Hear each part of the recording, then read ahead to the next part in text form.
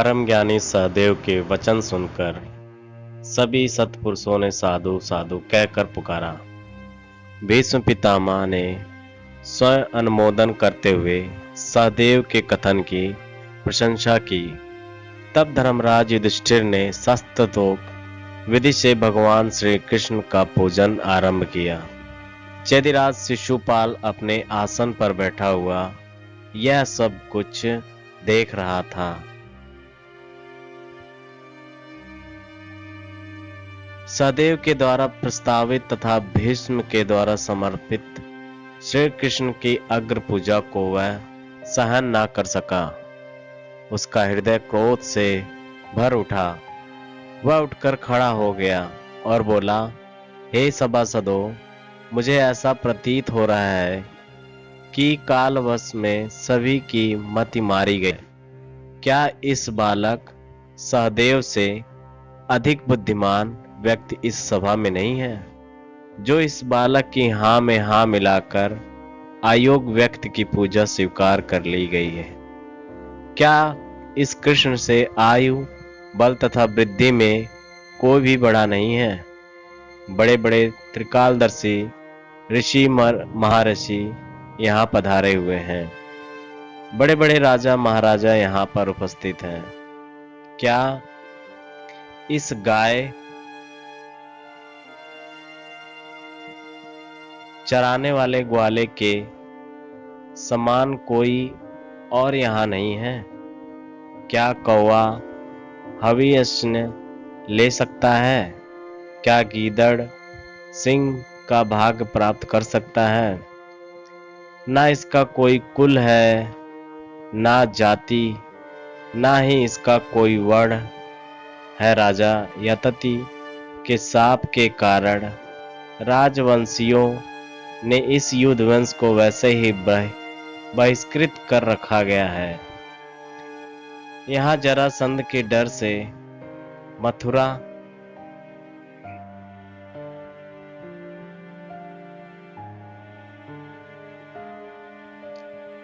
त्याग कर समुद्र में जा छिपा था।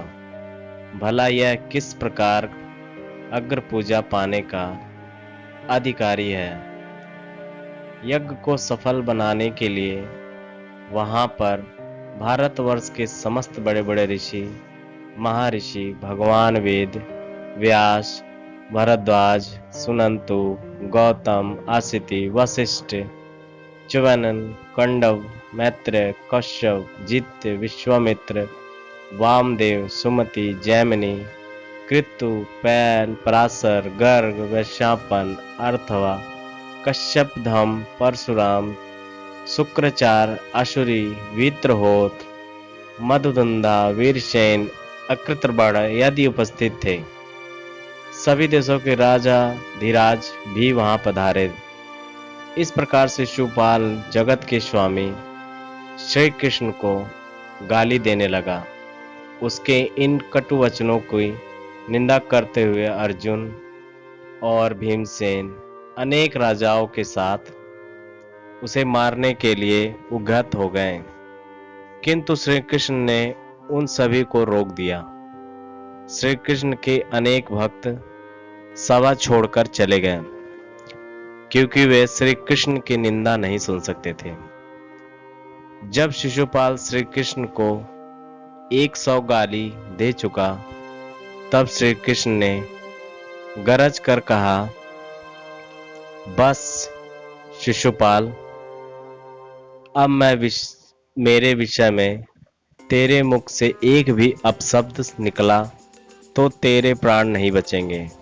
मैंने तेरे 100 सब अपशब्दों को क्षमा करने की प्रतिज्ञा की थी, इसलिए अब एक प्राण तक प्राण बचे रहे। श्री कृष्ण के इन वचनों को सुनकर सभा में उपस्थित शिवपाल के सारे समर्थक भय से थर्रा गए, किंतु शिवपाल का विनाश समीप था। अतः उसने काल के वश होकर अपनी तलवार निकालते हुए श्री कृष्ण को फिर से गाली दी। शिवपाल के मुंह से अपशब्द निकलते ही श्री कृष्ण ने अपना सुदर्शन चक्र चला दिया और पलक झपकते ही शिशुपाल का सिर काट कर गिरा गया। उसके शरीर से एक ज्योति निकलकर भगवान श्री कृष्ण चंद्र के भीतर समा गई और वह पापी शिशुपाल जो 3 जन्मों से भगवान से बैर भाव रखता आ रहा था, परम गति को प्राप्त हो गया। यह भगवान विष्णु का वही द्वारपाल था जिसे सनकदी मुनियों ने श्राप दिया था। वे जय और विजय अपने पहले जन्म में हिरण्याकश्यपु और हिरण्याक्ष, दूसरे जन्म में रावण और कुंभकर्ण तथा अंतिम तीसरे जन्म में कंस और शिशुपाल बने। यह श्री कृष्ण के हाथों अपनी परम गति को प्राप्त होकर पुनः विष्णु लोक लौट गया। श्री कृष्ण भगवान द्वारा उसके अपराध की अपेक्षा करने के कारण शिशुपाल का मन बहुत अधिक बढ़ गया और वह निर्भीक होकर श्री कृष्ण भगवान के विरुद्ध कार्य करने लगा। कृष्ण भगवान ने अपने दिए हुए वचन अनुसार चुपचाप गाली सुनते रहे और विरोध में कुछ न बोले। जब शिशुपाल 100 से अधिक गालियां दे चुका, तब श्री कृष्ण भगवान राजा समाज में बोले कि यद्यपि यह मेरा संबंधी है, फिर भी यह हमसे द्वेष करता है और हमें हानि पहुंचाने में इसने कोई कोर कसर नहीं छोड़ी है। मैंने इसके माता को 100 अपराध क्षमा करने का वचन दिया था, जो अब पूरा हो गया है। आप सब लोग देख रहे हैं कि यह कैसे निर्भीक होकर मुझे गालियां दिया जा रहा है। अब आज मैं इसे क्षमा नहीं करूंगा। इतना कहकर श्री कृष्ण भगवान ने अपने सुदर्शन चक्र से सबके सामने ही उधर शिवपाल का सिर काट दिया। कहने का आश्चर्य यह है कि यदि अपना संबंधी विरोधी हो तो वह सतत विरोध में ही कार्य करता है और ना करने योग्य कार्य करने लगता है। ऐसा करते समय उसको संकोच, भय और लज्जा नहीं आती। वह निर्भीक होकर कार्य करता है। मूर्ख मित्र संबंधी की अपेक्षा ज्ञानवान शत्रु अच्छा माना जाता है। युधिष्ठिर के राजसू यज्ञ में देवर्षि, महर्षि, राजश्री और अनेक राजा महाराजा उपस्थित थे। किसी ने श्री कृष्ण भगवान की अग्र पूजा का विरोध नहीं किया। श्री कृष्ण भगवान का संबंधी शिशुपाल आगे आकर सबके सामने उनका अपमान, निंदा और गाली देने लगा। इसलिए मनुष्य को सावधान रहना चाहिए कि कौन हमारा हित करने में लगा है और कौन हमारे विरोध में कार्य कर रहा है। इसलिए गुण दोष के आधार पर शत्रु और मित्र बनाना चाहिए और उनसे सतर्क रहना चाहिए।